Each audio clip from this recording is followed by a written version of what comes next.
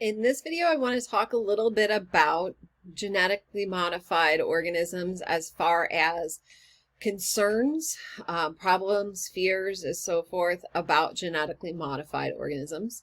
So I want to start off with this bird. Most people kind of freak out when they see it. This is a chicken, and my question is this a genetically modified chicken or not? What do you think? This is not genetically modified. This bird was actually bred using traditional breeding procedures. So, just like we would breed our corn over time, same way how we made, turkeys bigger and pigs bigger, we created these featherless birds. And as you can see here, big part of this is because they're cheaper for farmers and consumers. They are cheaper for the farmers and consumers, one, because they are easier to process. They don't have feathers that need to be removed and cleaned and so forth. Also, they're cheaper for farmers because as chickens have gotten bigger, their muscle mass has gotten bigger and they tend to overheat. And so these guys aren't going to overheat nearly as much because they don't have their feather layer as a coat to help try and keep them warm. But the downside is they are vulnerable to mosquitoes and other parasites, because that is one of the main things that feathers do for birds, is help protect them from, their skin being vulnerable to things like that. All right, so what are the problems and or fears related to genetically modified foods? So what I'd like to start off with for this section is, what are some things that you have heard or, seen about genetically modified foods or genetically modified organisms? So what are things that you've heard or seen about why genetically modified foods or organisms are a problem or are scary, whatever it might be? Okay, so some of yours might come up in the list that I have. So I have 6 main ones, and what I'm going to do is I'm going to go through each of them and explain a little bit about why they may or may not be an actual fear to be concerned about. So first one, organisms that we want to kill may become invincible. So here, this is an issue as far as things like the plants that we give to the ability to be protected from herbicides. Now that sounds weird, but let me give you an example. In Canada, they created canola plants that were herbicide resistant, right? So that they could spray herbicide and kill the weeds and so forth. However, those canola plants accidentally spread off of the farm and into wild areas. So they grew onto other farms and then out into wild areas. And the problem is, because they're resistant to herbicides, the one thing that we could effectively use to get rid of them before no longer is effective. And so that's what this means, that we may want, organisms we may want to kill may become invincible. And so the properties that we give them may cause us problems going down the road if we need to deal with these organisms. Okay?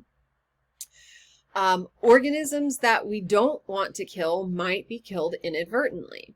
Now, there hasn't been a lot of incidents showing that this occurs. But the idea is, we are targeting the insects that are eating, say, the corn plants, and we're targeting specifically the pests, but maybe those Bt crystals end up being eaten by another insect that isn't normally a pest, or maybe eventually the insecticide or whatever it is that the plant is making makes it into, say, pollen or something like that. And that could then affect a pollinator that is not supposed to be affected by the modification of the plant. Like I said, we have not seen anything like that occur yet, so there's no literature supporting that this has occurred, but it is a possibility, right? And something that researchers are keeping in mind when they do the modifications.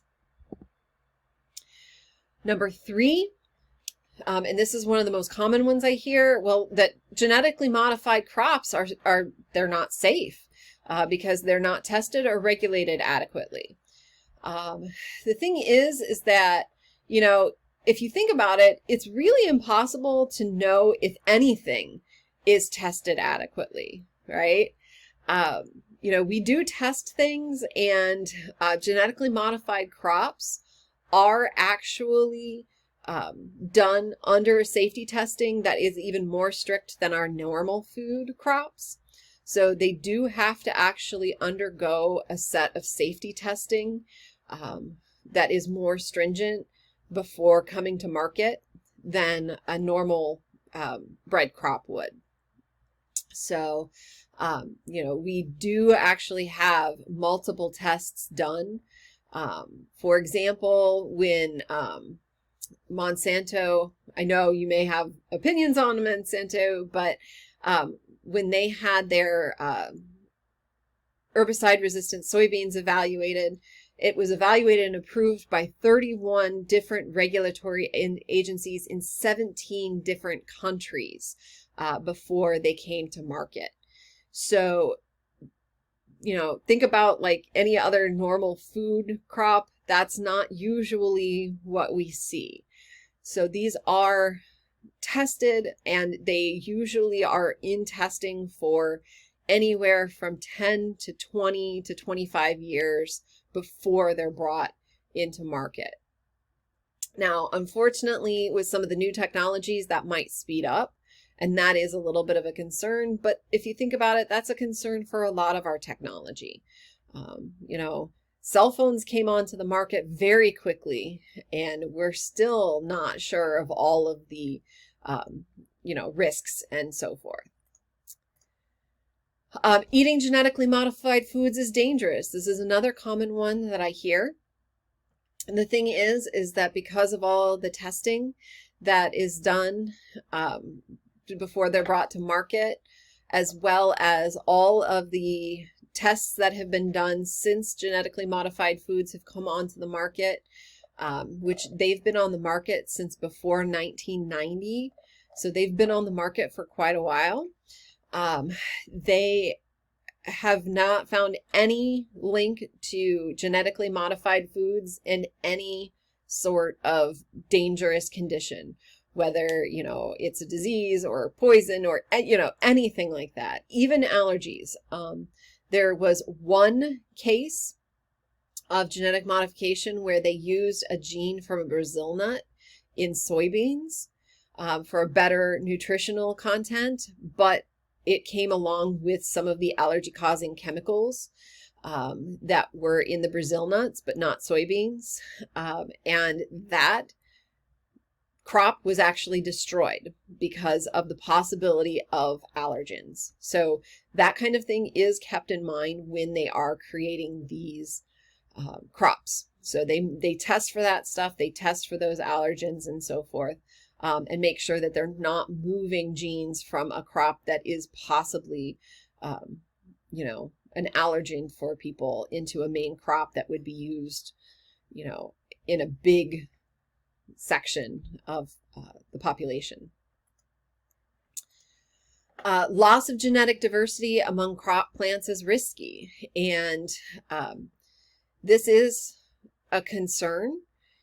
Because as you know, have fewer and fewer types of crops being grown, as they get more and more genetically similar, you have more and more of a likelihood of things like a disease wiping them out, things like that. But this has also been a concern in our agriculture for a very long time. This is actually what caused the Irish potato famine of the 1880s. And we didn't have genetic modification in the 1880s, at least not genetic engineering. So this is something that's not just applicable to genetically engineered crops, but to all of our crops and animals. And then the last one is that hidden costs might reduce the financial advantages of using genetically modified crops. And this one, that's true for pretty much anything. We're not sure what hidden things might come out.